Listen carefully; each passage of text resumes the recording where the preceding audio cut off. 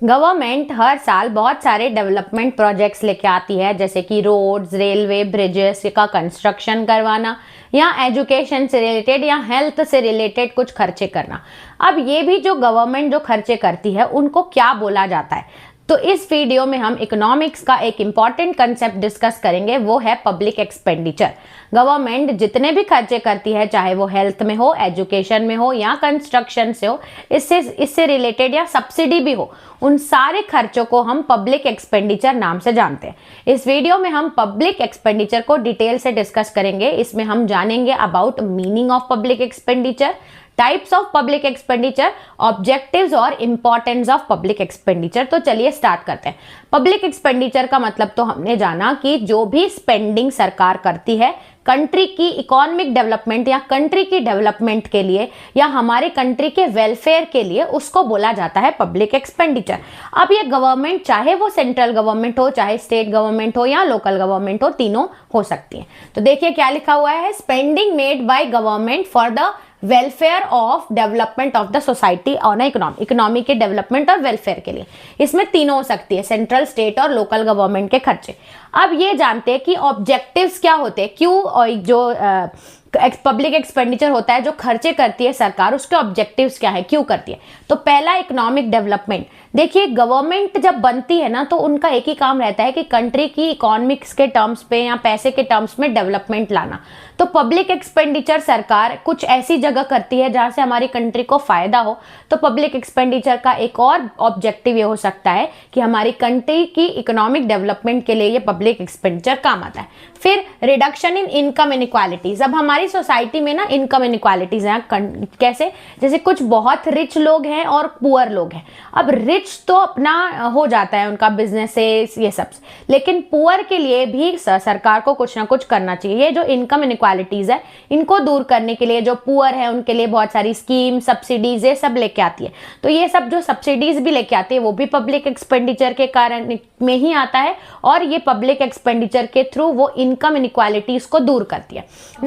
Next है provisions for public goods. Public goods से related भी इनका ऑब्जेक्टिव रहता है। फिर आता है maintaining economic stability. Economic stability का मतलब ये होता है, कभी मार्केट में इन्फ्लेशन होता है, कभी डिफ्लेशन होता है।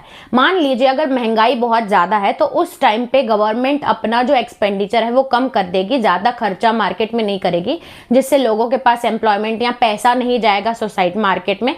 पैसा नहीं जाएगा तो इन्फ्लेशन है वो ऑटोमेटिकली कम हो जाएगा।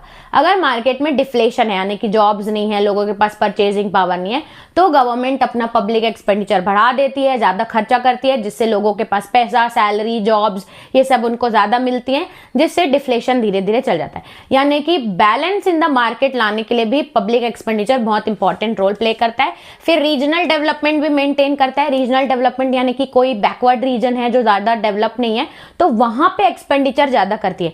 वहां पे रोड्स कंस्ट्रक्ट कराना या फैक्ट्रीज, इंडस्ट्रीज सेटअप करना, वहां पे ज्यादा खर्चा करते हैं डेवलपमेंट से रिलेटेड, तो वो एरिया ग्रो कर पाएगा, जिससे रीजनल वाइज कंट्री हमारी डेवलप होगी। तो ये कुछ ऑब्जेक्टिव्स हैं, या मैंने एक्सप्लेन बस किया, हेडिंग्स लिख के आप अपने ओन वर्ड्स में उसको एक्सप्लेन कर सकते हैं। नेक्स्ट है कि टाइप्स ऑफ पब्लिक एक्सपेंडिचर। कितने टाइप्स के पब्लिक एक्सपेंडिचर होते हैं? इनिशियल मैंने यहाँ पे 4 पब्लिक एक्सपेंडिचर लिखे हैं, जैसे कि एक है डेवलपमेंट एक्सपेंडिचर। डेवलपमेंट एक्सपेंडिचर मतलब ऐसा खर्चा जो सरकार कुछ डेवलप करने के लिए करती है, कुछ ग्रो करने के लिए, जैसे एजुकेशन, हेल्थ, एग्रीकल्चर सेक्टर या इंफ्रास्ट्रक्चर में वो खर्चा कर रही है, तो वो कुछ अच्छा डेवलप कर रही है, तो डेवलपमेंट एक्सपेंडिचर के अंदर आएगा। नॉन डेवलपमेंट एक्सपेंडिचर यानी कि ऐसा खर्चा जिसमें कुछ एसेट नहीं बनेगा, जैसे कि डिफेंस में इंटरेस्ट पेमेंट या एडमिनिस्ट्रेशन, काम वाम ये सब देखने में जो खर्चे करती है वो नॉन डेवलपमेंट एक्सपेंडिचर में आता है। फिर सरकार कैपिटल एक्सपेंडिचर करती है, जिसमें कोई ना कोई एसेट क्रिएट होता है। एसेट अगर क्रिएट हो रहा है तो वो कैपिटल, जैसे कि बिल्डिंग्स कंस्ट्रक्ट कराना, रोड्स, रेलवेज, डैम्स ये सब कंस्ट्रक्ट कराना, ये सब एसेट है, तो इसको हम लोग कैपिटल एक्सपेंडिचर के अंदर लेते हैं। फिर नेक्स्ट आता है रेवेन्यू एक्सपेंडिचर। रेवेन्यू एक्सपेंडिचर यानी कि सरकार सैलरी दे रही है, सब्सिडी या मेंटेनेंस से रिलेटेड, पार्क्स, हॉस्पिटल्स, ये सब जो मेंटेनेंस से रिलेटेड काम चल रहे हैं उसमें जो सरकार का खर्चा हो रहा है उसको हम रेवेन्यू एक्सपेंडिचर बोलते हैं। ये थे types of expenditure. Next topic है हमारा इंपॉर्टेंस। अब ये सब समझने के बाद हम इंपॉर्टेंस अपने ओन वर्ड्स में भी लिख सकते हैं। रीजनल डेवलपमेंट लेके आती है और पॉवर्टी रिड्यूस करती है, इनकम इनइक्वालिटीज हटाती है, पब्लिक एक्सपेंडिचर से एम्प्लॉयमेंट ज्यादा जनरेट होती है, कहीं ना कहीं इंफ्रास्ट्रक्चर डेवलप होता है तो ये भी कंट्री के लिए इंपॉर्टेंट है। इसके साथ साथ इकोनॉमिक ग्रोथ लेके आती है कि पब्लिक एक्सपेंडिचर हो रहा है तो इकोनॉमी तो ग्रो करेगी। तो ये था हमारा topic about public expenditure. I hope आपको अच्छे से समझ में आया होगा। तो इस वीडियो में इतना ही रखते हैं, चलते हैं नेक्स्ट में, देखते हैं नेक्स्ट टॉपिक। तब तक के लिए थैंक्स फॉर वॉचिंग।